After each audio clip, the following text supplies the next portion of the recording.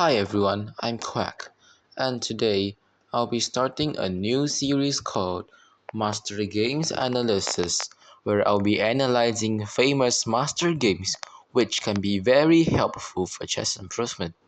Today, I'll be showing a game from the 1996 FIDE World Chess Championship match where the candidates winner fights for the World Champion title and the reigning World Champion defends the title, which in this year is played by none other than the former world champion himself, Anatoly Karpov, and an American chess prodigy, Gata Kamsky. Nevertheless, let's start today's video. In this game, Karpov played the move d4 to control the center and open the diagonal for his stuck square bishop to come out later in the game. Kamsky responded with knight f6, the king's Indian defense, which also controls the e4 square, preventing white from temporarily playing e4 to control the center furthermore. Here, white responded with c4 to get some queenside space since e4 isn't possible anymore. Now black continues the king's Indian structure with g6, preparing to fianchetto his dark square bishop on g7 to conquer one of the longest diagonals on the board. Now white plays knight to c3 to control the center furthermore and prepare e4 maybe on the next move or in the future. Black strikes in the center with d5, preventing white from playing the move e4 here, and this initiates the Grünfeld Defense, which is named after the Austrian grandmaster Ernst Grunfeld. Here, instead of playing the main line e takes d5, which is the exchange variation, Karpov here played knight f3, marking the three knights variation. Now black continues to fianchetto the bishop to g7 because there's no need to do anything with the pawns that are attacking each other in the center yet, as one of the golden rules state that we should maintain tension when advantageous and to avoid releasing it without a clear benefit, which here black obviously won't benefit much after the move d takes c4 because white can just play e4 on the next move, having a huge center and opening up the light square bishop, which attacks the c4 pawn, and black is unable to find a good move to defend the c4 pawn. And there's my demonstration. Alright, here white plays the move so here white plays the move queen to b3, which transposes to the Russian variation and puts pressure on the d5 pawn, threatening to take on the next move. The main line here is d takes c4, which black did play to release the tension and gain a tempo by attacking the queen, which technically wastes white a queen move, and on the next move black is ready to castle the king to safety. Now white recaptures, black castles.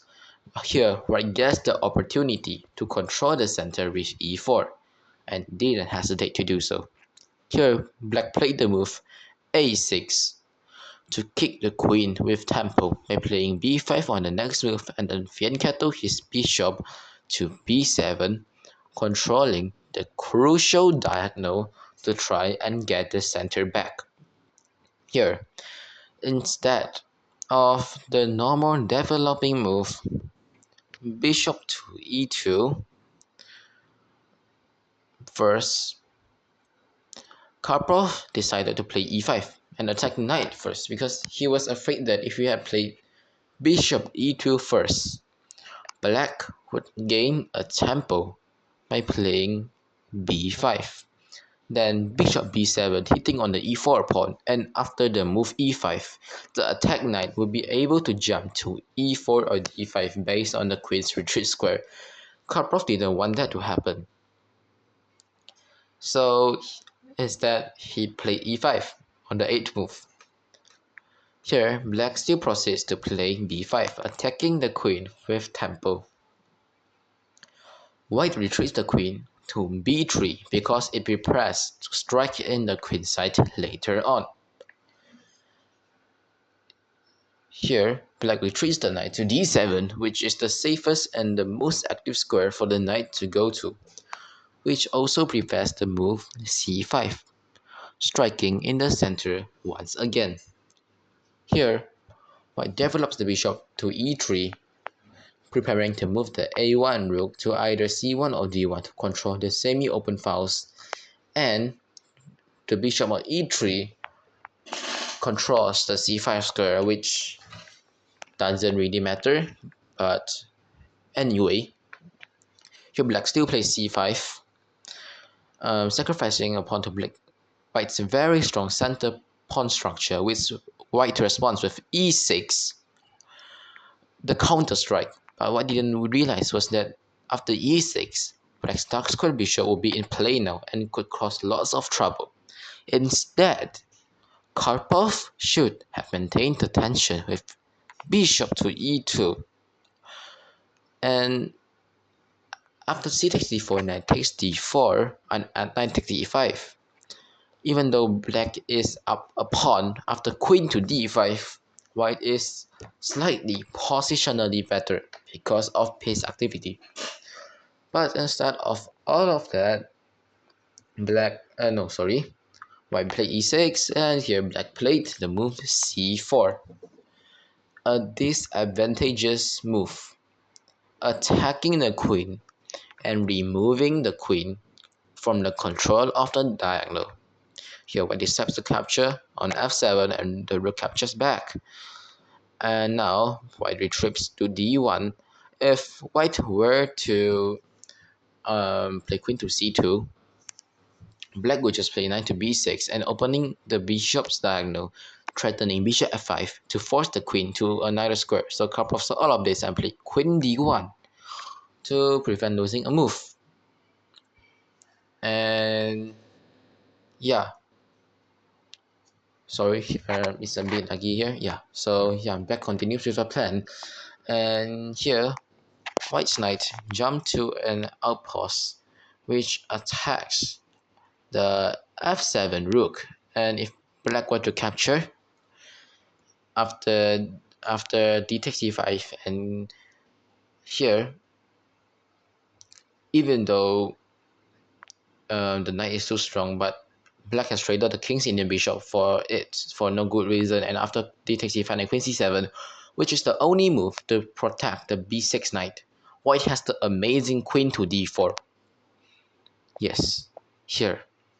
And black is forced to play knight a4 and lose a pawn and potentially the a4 pawn too.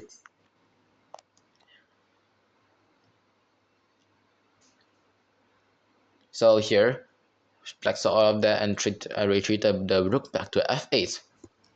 Here Karpov decided to strike in the queen side with the move a4 to open up and create some chaos. And black replies with b4 to attack the knight and temporarily stop the attack. But white decides to go all in with the move a5, counter-attacking black's knight.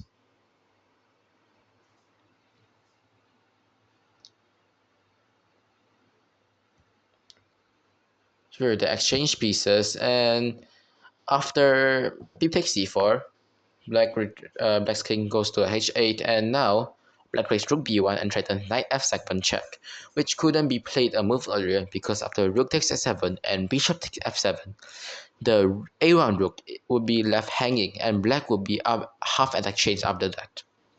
Here, black regains the pawn with queen takes b6, alright, and protects the attack b2 pawn.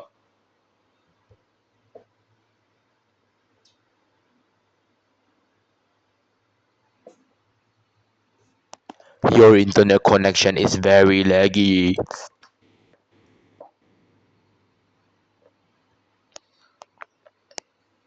Here white plays queen d2 to put pressure on the b2 pawn and threaten to capture it later on. And same as just now, knight f7 check will be still losing because black can play rook s7, and after bishop takes s7, black has to move queen bishop f5, which just wins the game. Now, so black sees that he has a very strong outside passport on the a file, and white's knight is very strong. So here, black just played knight to d7 to attack it. And yeah, but here, black plays the in-between, white plays the in-between move, rook takes b2. Now, if black were to retreat to c7, white has knight f7 check, and after something like king to g8, white just played rook c2, and is positionally crushing with a +2 advantage. So here, black sacrifices queen with knight takes b5 to counter and risk. And now, after rook takes b6, knight takes c4, which forks the queen and the rook. And here, after the exchange, now for black to try to stabilize his position, he cannot afford to lose his outside pass pawn, as he is already technically down a piece. So now black quickly pushes the pawn, and white just castles his king to safety, preparing to move the rook out to the open files, potentially the a file.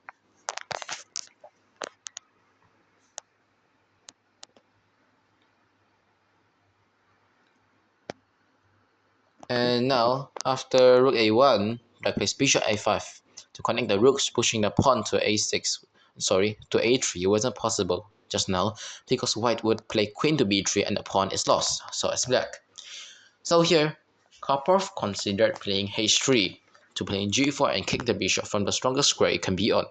But Karpov saw that h4 was better because it can attack the enemy's very poor kingside structure. And yeah, this is the demonstration of the move h3. And I'm using this method to help you guys improve your visualization. I'm going to delay the moves here. So after e6, because you want to try to get the bishop on d5, rerouting from e4 to d5, because he wanted to try and get he had considered rook fb8 before, but he saw white had the resource. Rook takes a4, and if he takes the queen, white gaps to conquer the last rank with a pin, and has a very strong d4 pass pawn. So he didn't play the move. Alright? Yeah.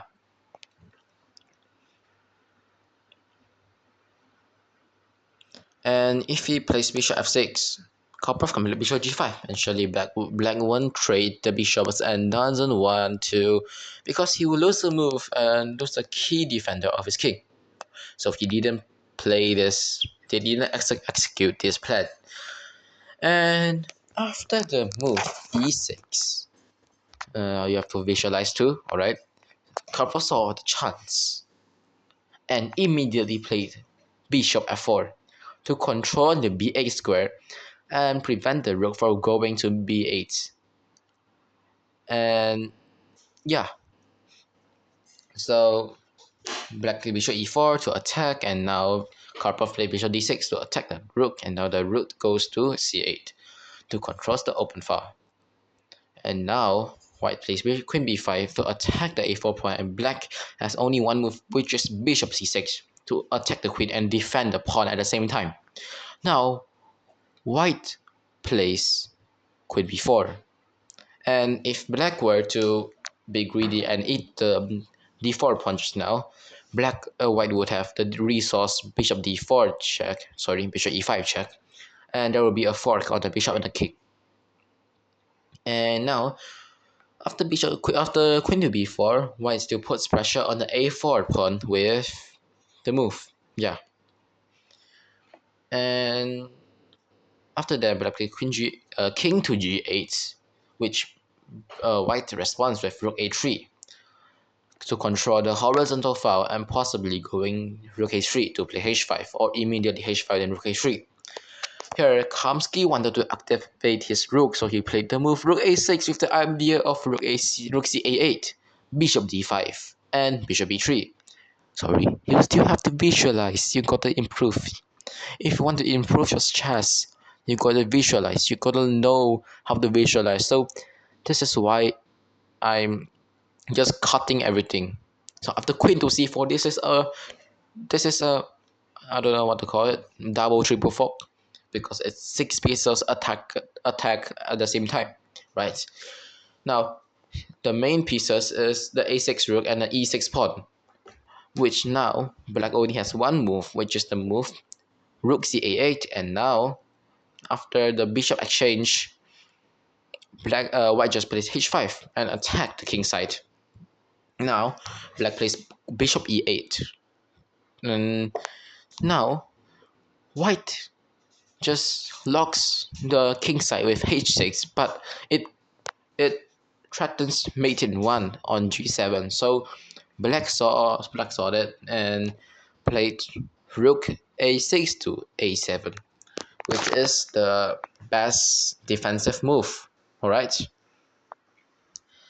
But now, even though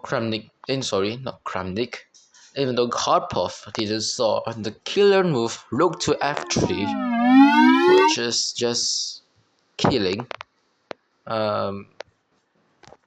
After so you gotta visualize too. Okay, so here you can see that after h5, black played bishop e8. All right, and then white played h6. Black played rook a6 to a7, and then the killer move was rook f3. But instead, Karpov played the move d5, which is still winning, but still okay because Karpov was in time pressure. And yeah, so after the move rook f3, which was the killer move, black would have no resources left. If black were to play rook f7, they just needed to trade, and if the bishop takes, queen g7 is mate, and if the king takes, queen d5 just forks the a8 rook and an f7 king. So yeah, his opponent resigned uh, after some moves later. This is so Kamsky resigned because of the deadly threats, and yeah, so this is a teaching method that I use, which is I think it's very effective because you gotta learn how to visualize, or else if you like you can't if you if you are unable to visualize very very well, you won't improve your calculations, and yeah, visualization may be the key to winning material, actually everything. Calculations, the main thing in calculations is visualization, and that's why I'm delaying the moves. And yeah, I consider it as a very effective teaching method. So even though if this is new to you, please do try and adapt it, because I believe it will help a lot. And if you do not like my teaching method, you can maybe try and suggest in the comments. So yeah.